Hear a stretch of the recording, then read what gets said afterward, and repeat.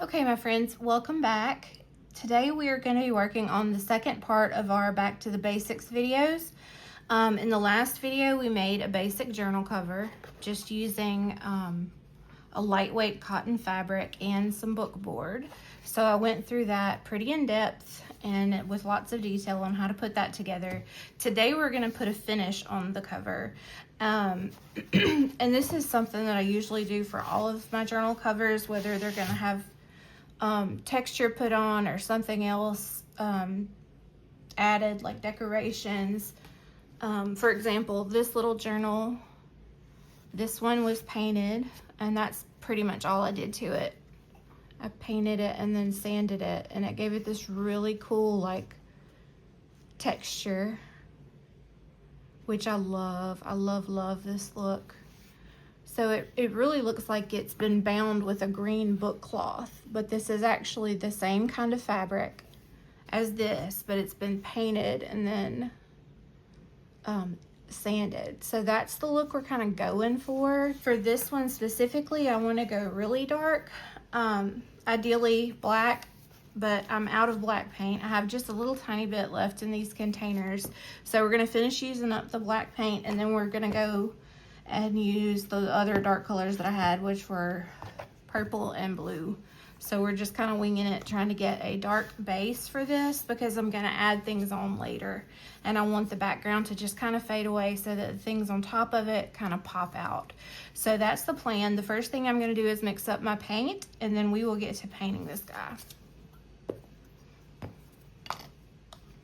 And I mean, we're like bottom of the barrel with this black paint. There's hardly any left. And it's kind of old, so we've got some chunks that we're dealing with. It's fine. Everything is fine. We're just going to trash that and add the rest of our black paint.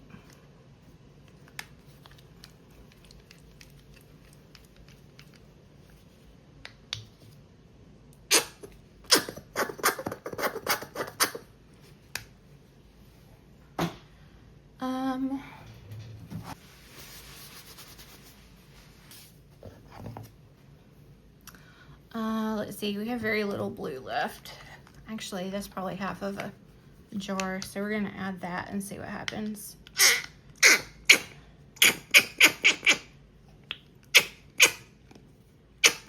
All right, that one's done. And I'm gonna mix it up and see what color we end up with. I'm hoping that that black will really tint that blue down nicely, and we'll end up with kind of a darker color. But we'll see what happens. And it deepened the color quite a bit. It's kind of like, it's showing a little more black on the screen, but it's definitely more of a navy blue in person. And that looks like it might be enough paint for our project. If it weren't, I would add some purple in there. But I do think that that's going to be enough. You do want to go ahead and mix all of your paint though, so that you end up with a consistent color. Because if you have to go back and mix more paint, it's usually not going to be the same color. So it's always best to add more here. And then, actually I think I will, because I'm a little afraid now that I said that, that I'll run out of paint. So we're going to add a little tiny bit more here. This is going to be way too much paint, but it's fine. Everything's fine. And that really didn't change the color too much. We're still with a really deep blue color. It's actually a really fun color. I like that. It would be good for like a celestial journal. All right. I'm going to toss this. Look, I cannot paint without making a mess. It's just part of it. But I got these like paper craft mat pages, so we can just rip it off and get rid of it. So that's great for me because I will make a mess. All right, I'm going to get my favorite brush out. All right, and then we're just going to go ahead and put a good coat of paint over the whole thing. And because it's fabric, the weave in the fabric or the knit it kind of interlocks. So you have fibers that run this way and fibers that run this way. So I find that it helps too if you put the first coat on vertically, go back and put the second coat on horizontally so that you get in all those little fibers and get a really good coverage, if that's what you're going for. If you don't want good coverage, then, you know, do your thing, girl.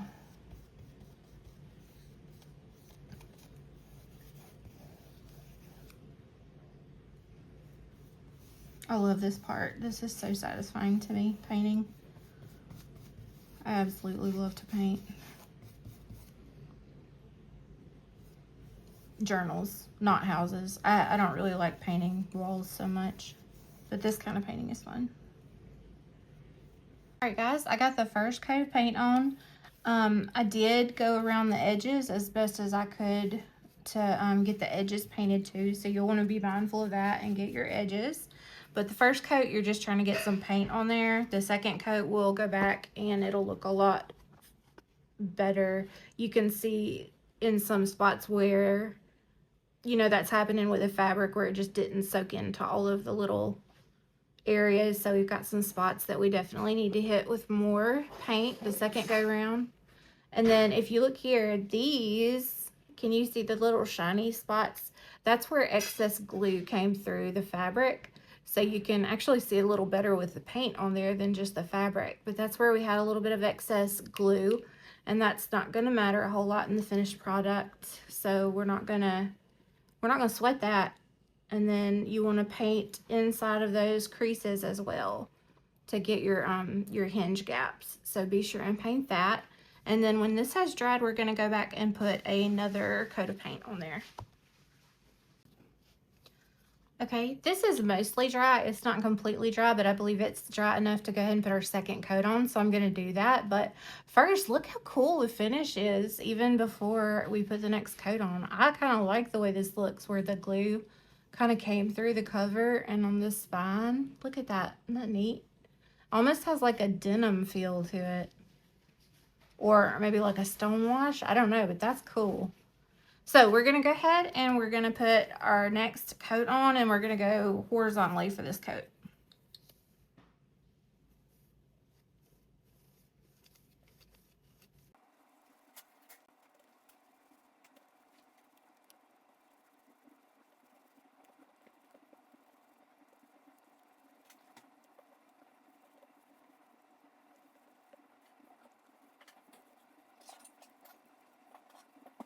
Okay, I was pretty liberal with that second coat, so I'm going to give this plenty of time to dry this time before we look at it and decide whether or not we need another coat of paint.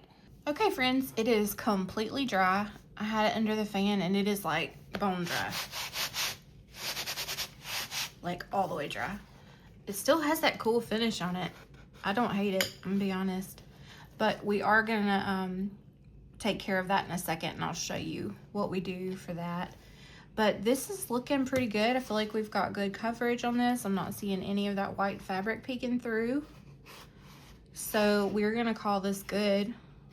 And we're just gonna flip it over, and we're gonna paint our little edges on the inside. You don't wanna forget to get these edges because a little tiny bit of it will show when your journal is finished.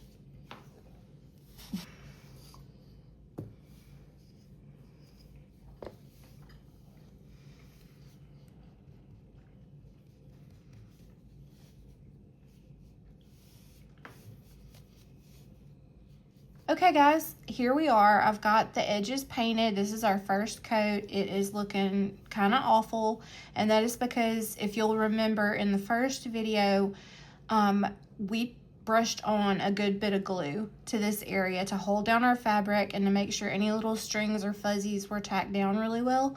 And that glue that we brushed on is kind of acting like a moisture barrier, so it's wanting to repel the paint a little bit. it will stick. This first coat is going to go on and it's going to look kind of ugly, but it will stick. And then the second and third coats are going to look great. So just get the paint on there and have a little faith in the process. Because I know you're thinking, Cindy, this looks like a hot mess. Okay, yes, friend, you were right. This looks a little bit janky right now, but I promise if you just hang in there, see it through, it's going to turn out so cool every single time. I promise. This is a very forgiving method. Which is good for me because your girl likes to paint with banding and glue with banding. So this is going to work out. So I'm going to let this dry for a few seconds while I head out to the garage and look for some sandpaper. Sandpaper is our next step after all of our cover is painted and ready to go. So I'm going to go do that, look for some sandpaper, and then we'll come back and I'll finish the second coat and possibly a third coat depending on how that looks. So let me do that and I'll be right back. Okay, my friends, it is not all the way dry, but it's pretty well there. I mean, if I touch it, I don't have any coming off on my fingers, but it still does feel kind of cool, so I know it's not all the way dry. But we're going to go ahead and put that second coat on there and see how that covers. And I'll put it under the fan and let it get good and dry, and we might do a third coat, depending on how this looks. But I think probably we're going to be good after 2 coats. So let me do this real quick. We'll get this drying, and then we'll move on to the final step. We are pretty well dry here. We are most definitely dry here, and we are ready to go on to the next step. So let's take a look before we get started. This is what we're working with. You can kind of see those glue spots showing through, looking a little shiny. And let me tell you, that navy blue sure did dry as black. It is definitely not blue anymore, which I'm fine with. I wanted black, but it's interesting because it's definitely a navy blue in that little in this little pot. It's definitely blue. Okay guys, so the next step, this is where the magic happens. I love doing this. This is the most fun ever. So right now your journal cover kind of has, I mean, you could probably hear that. It's a very stiff, kind of starchy, rough feeling, and we don't want that. We want it to feel like a smooth covered book that has been covered with book cloth and has been worn down and is starting to fray a little bit around the edges. Like, I want that distressed, smooth, soft feel to the touch. So we're going to use sandpaper to do that, and I'm going to take off my rings first because that's never good. And then I'm gonna grab my sandpaper. I did find some in the garage. Is it for my orbital sander? Yes. Yes, friend, it is. But look, we use what we have, okay? And I couldn't find anything else. So this is what we have. It's 220 grit, if anybody's wanting to know that. I'm pretty sure that I usually use my, you know those sanding blocks that they have at Dollar Tree and they have a little handle on top? That's what I usually use, and I'm pretty sure it's a little bit rougher grit than this. Maybe, yeah, I feel like it is a little bit lower grit. So just keep that in mind. The higher grit is going to take off less material. Lower grit is going to take off more material, so it'll get distressed faster. But this is really subjective, so you're just going to sand until you like the way it looks. My goal is to get that really time worn. I want to see the fibers in the fabric come back. I want to see some of that paint worn off, and I want to feel the smooth texture. So that's what I'm going to shoot for. I'm just going to start sanding this until I like the way it looks. So here we go, guys. Without any more jibber jabber from me, because I'm kind of chatty today, let's get to sanding. This is a really horrible sound too, so I might just cut this out. But already with 4 swipes, let me show you what we're working with. Can you guys see the texture starting to come out? All of those little lines in that fabric. And listen, you hear how smooth? Smooth, rough. It makes such a difference, and it looks so time worn and just perfect. Now, if that's not the look that you like, you might want to take the extra time to make your fabric book fabric or book cloth so that you don't have that glue come through. And then you could just kind of go with it once you get your cover painted. I really like this look, so this is what we're going to stick with for today.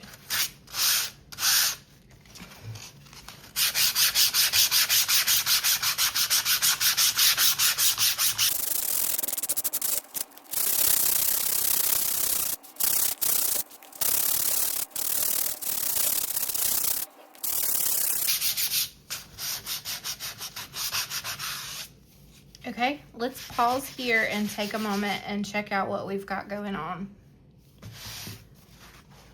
So this is what it's looking like now. How stinking cool is that? I mean, look, just look at all the texture. You can see it. And it feels so smooth and soft. And look at these little guys. Can you see that? That's where a thread was glued underneath the fabric, and that's the little thread we're looking at. It goes all the way across. And so when you sand it, it's, you know, it hits a high point and it sands off more, so it looks like that, which I love. I think that I wish it would happen more often. I probably could make that happen with some sewing thread under there. But like these little details, I'm all for that. But if you don't like that, but you do like the look of the sanding, you can always go back with your paint, take your paint and paint over those little areas and just kind of keep sanding lightly around and on it, and you can really disguise those. I'm not gonna do that. I really, really like the way that looks. So here is what we've got, and I'm probably gonna stop there because I do like that amount of distressing. I am going to turn it over and I'm going to hit the inside edge too.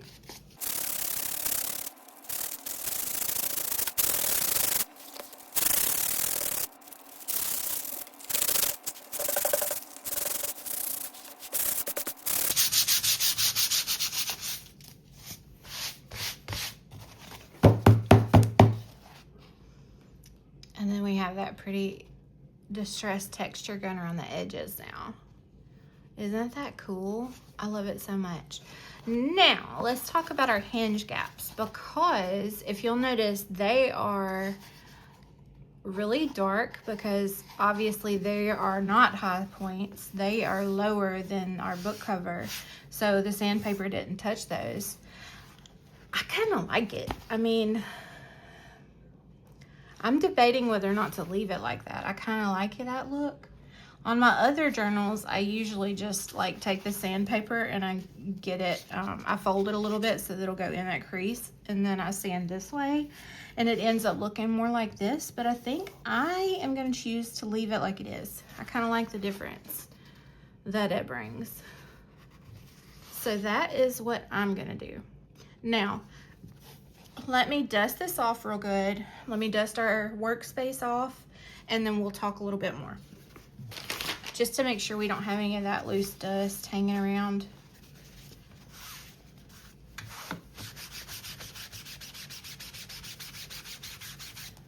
Oh, we do. So that was probably a good idea. Just go ahead and wipe it down real good.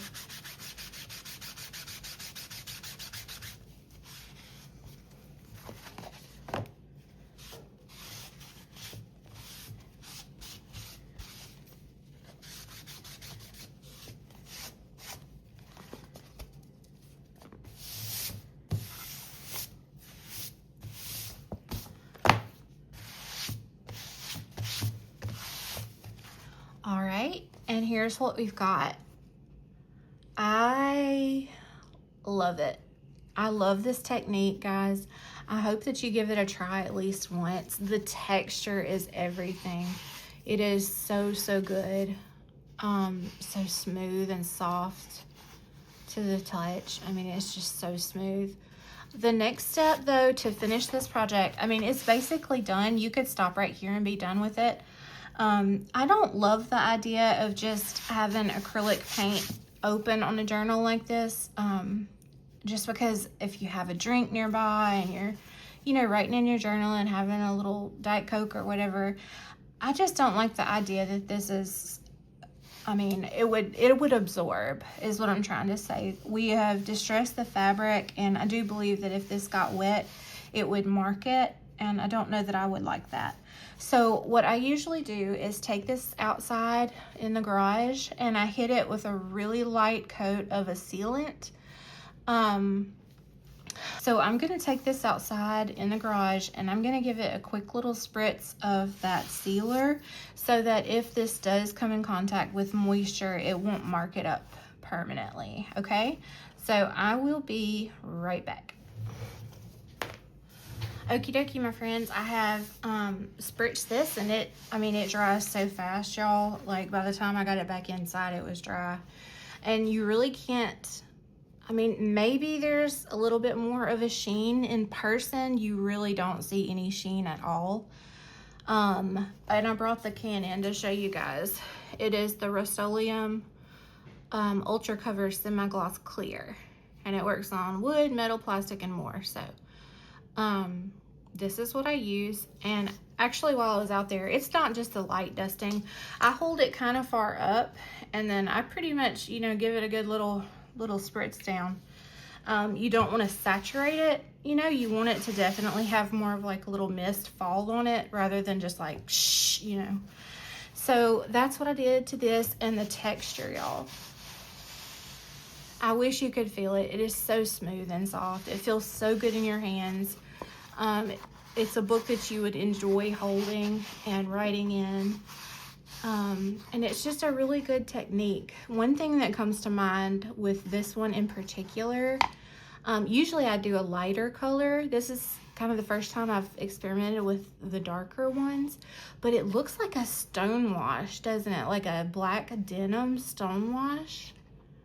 And I think that that has possibilities. What if we did like a dark blue and made it look like denim? How cool would that be? And then maybe do like a Lisa Frank theme and have like the bright decorations on it, you know, on denim. I feel like that would be so cute. So that might be a project I put on our project list.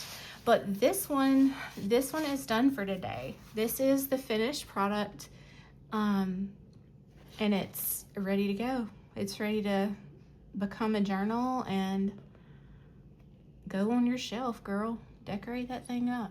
I really hope that you guys give this a try. It's a great technique, really forgiving. You kind of never know what you're gonna get. It's like Tim Holtz says, you get what you get and you don't throw a fit. I like it when stuff like this happens. I think it looks really cool and I'm into it. But you could be more meticulous than I am and pay attention to your strings and your threads being under there if you don't like that look. One other thing I wanted you to point out is you guys notice you don't see any of those dark spots from the glue anymore. Those just kind of magically disappear with this technique. So that's why I don't worry so much about the glue part when I'm putting my journal together. I glue with a band, and maybe I make sure I get this thing stuck down real good and I go for it, because I know that this step here will fix any of that glue that gets saturated through the fabric and shows through. So I'm gonna stop talking. I hope you guys try this. It is a really fun technique, and then you can do all kinds of things from this point forward with your journals. So that is it for today. I hope you guys have a great day, and I will see you in the next video. Bye.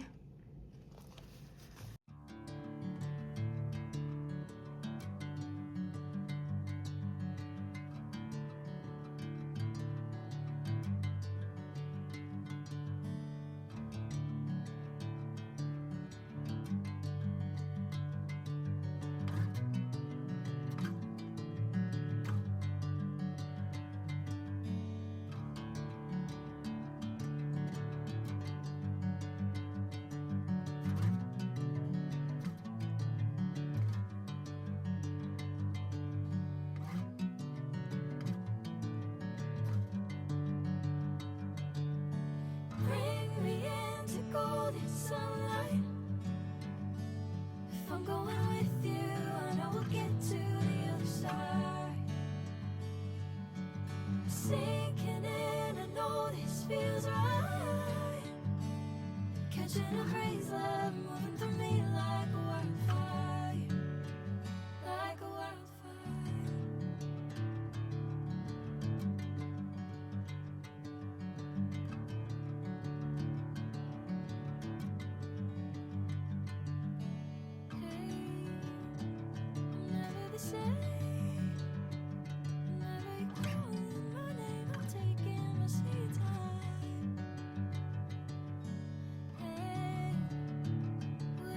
plan.